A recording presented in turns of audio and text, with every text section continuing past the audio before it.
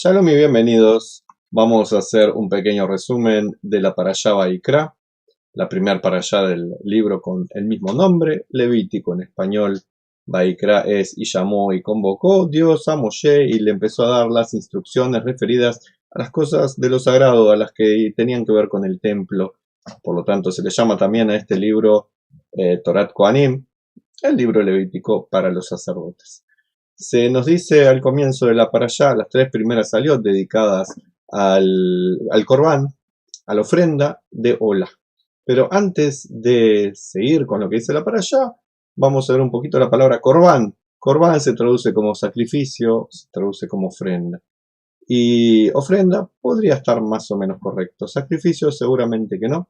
Por más que en alguno de las ofrendas se sacrificaba un animal, lo importante acá no es la palabra Corbán ofrenda, sino que es Corbán viene de Karob, de Kareb, de estar más cerca. El Corbán era un método muy primitivo, muy antiguo que tenía la gente para de cierta forma sentirse cercanos primero a Dios al salir del paraíso, por ejemplo, luego cuando perdieron su conciencia espiritual, no la conexión con Dios, que eso no se pierde, pero sí la conciencia, era la forma de acercarse a Dios a través de mensajeros mágicos celestiales. Luego fue a los dioses, cuando ya perdieron la conciencia completamente, a los dioses que ellos creían dioses falsos, pero que ellos tenían como verdaderos. Ese Corbán era su forma de acercarse a Dios y a los dioses. Cuando el pueblo judío se fue librando de la idolatría, un proceso que duró mucho tiempo, porque ya venía la contaminación del sistema de creencias, estaba afianzado. Si bien al principio todos los seres humanos éramos monoteístas, después se fue perdiendo y el pueblo judío tuvo que ir recuperando y de ahí ser luz para las naciones para volver al monoteísmo, cosa muy difícil incluso hoy en día. Como les decía, era la manera de sentirse cercanos a Dios. Había otro sacrificio, por ejemplo, el incienso, que era el ketoret, que también viene de acercarse, de juntarse, de estar unidos.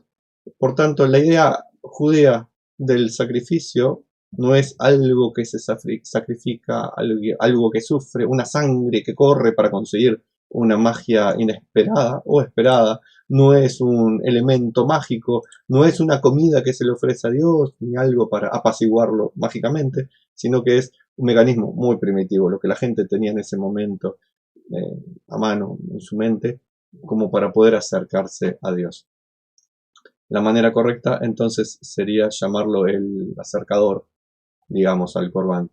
Pero usamos sacrificio por deformaciones del lenguaje y si no, quizás lo más correcto es ofrenda, donde uno ofrece.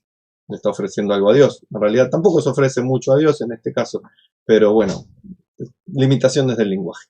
Tenemos la ofrenda, el Corbán, Olá. ¿Qué es el Olá? Se quemaba la ofrenda, era consumida completamente en el fuego del altar. Se detallan acerca de este sacrificio. ¿Ven? Ahí tienen. La palabra sale sola, sin querer, por esto que el sistema de creencias de uno, que estamos en este medio en español.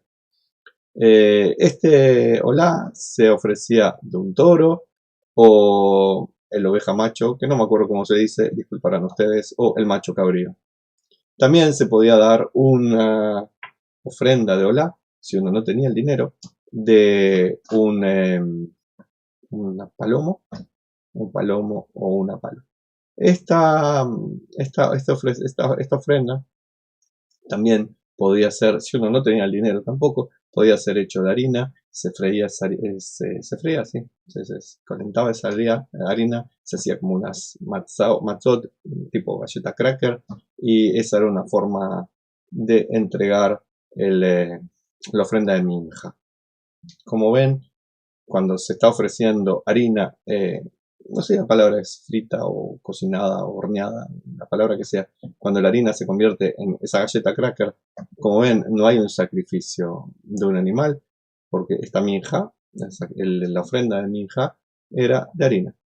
También aparece el corbán de Shelamim, de pacificación, de paz, que se traía de machos del ganado o de la oveja o de la cabra.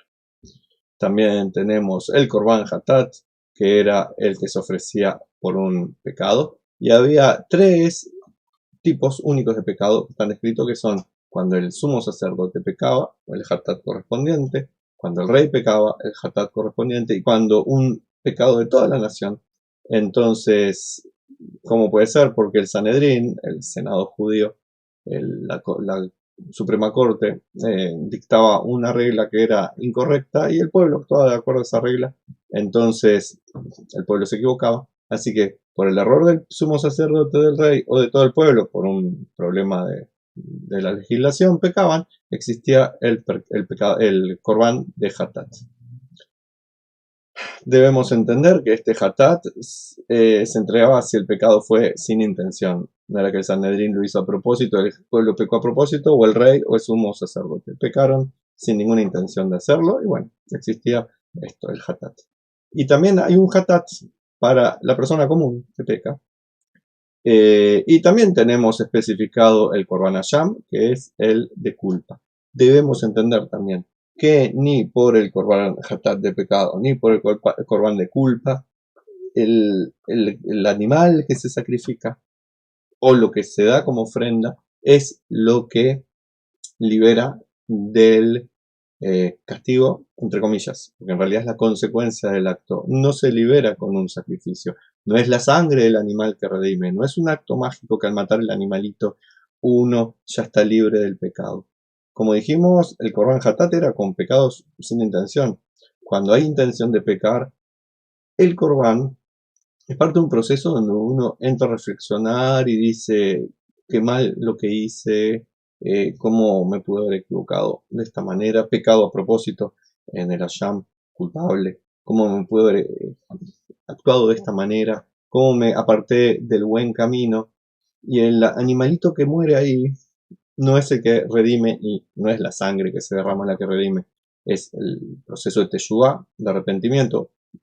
Es algo más que arrepentimiento, otra vez la limitación del idioma, ese proceso que uno hace de limpiarse de los errores, no con sangre, no por matar un animalito, no por un acto mágico, sino por un acto de conciencia, de despertar la conciencia, de darse cuenta de la ética necesaria que no fue implementada y de corregir la acción, no volver a hacerlo, arrepentirse por lo que se hizo, reparar lo que se hizo, si hay que pagar daño, se paga daño, si hay que ir a la cárcel, se va a la cárcel, que se establezca la justicia, pero que haya un perdón y una conciencia y una mente y una emoción que está limpia del pecado. Vuelvo a decir, es muy importante, no es a través del sacrificio, ni del horror que sufre el animalito, ni de la sangre derramada, ni si uno se esparce con sangre, como uno se libera de los pecados. Se libera haciendo el proceso de teshuvá. Eso es lo importante, la teshuvá. El animalito era como un ritual que los primitivos tenían y bueno, era lo que tenían a mano para darse cuenta que habían equivocado. Quizás el día de mañana haya un tercer Beit HaMikdash. Eso es lo que se espera en la tradición judía. Y el Mashiach diga, no precisamos más animalitos. Estamos en una cultura que ha evolucionado y ya la gente puede entender de otras maneras sin tener que matar un animalito. No precisamos ese proceso de matar el animalito para despertar la conciencia. Supongo que así será en la época del Mashiach. Aunque viendo cómo tecnológicamente avanzamos un montón, la ciencia también, pero en nuestras conductas y en nuestros sentimientos no avanzamos mucho, quizás yo tenga demasiada confianza en la humanidad y espero que así sea. Y acá termina la Parashá Vaikra, que este año coincide con ya la semana que viene, si no me equivoco, es a la noche, el sábado que viene, ya es, no ahora, este sábado, este es el de Vaikra. El siguiente, al terminar el Shabbat, empieza Pesaj. Así que ya vayamos preparando la casa. Si somos judíos, limpiemos la casa, el negocio, el auto, las ropas, todo de lo que pueda tener hametz, que no es harina y que no es pan, hametz es hametz. Limpiemos el hametz, pero especialmente limpiemos el hametz de adentro para ir evitando errores, pecados y no tener que estar pidiendo perdón, sino actuando de la mejor manera posible todo el tiempo. Y si nos equivocamos, a propósito o no, saber pedir perdón, que eso es un acto de grandeza y nos hace crecer muchísimo. Por ahora les deseo lo mejor, que todos los que tienen COVID o están en cuarentena, que conozco varios, se mejoren, que no sepamos más de malas noticias, los que están enfermos de otras cosas o tienen otros problemas, que tengan pronto bienestar en todo, veámonos con salud pronto. Shalom y bendiciones.